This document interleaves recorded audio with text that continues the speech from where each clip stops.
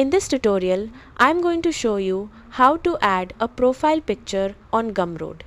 First, open your browser and go to Gumroad. Next, log into your account. If you don't already have an account, you can create one using the Start Selling option.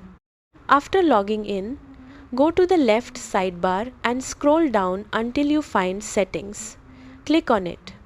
Now open the Profile tab at the top of the page. Inside your profile settings, you can edit your username, display name, bio, and profile customization options. To add your profile picture, look for the logo or profile picture section and click Upload. After that, select an image from your computer. You can choose a personal photo, brand logo, or creator image depending on how you want your Gumroad profile to appear. Once the image uploads, the changes are usually saved automatically. After uploading, visit your public profile page to preview how your new profile picture looks. If needed, you can upload a different image for better quality, clarity, or branding.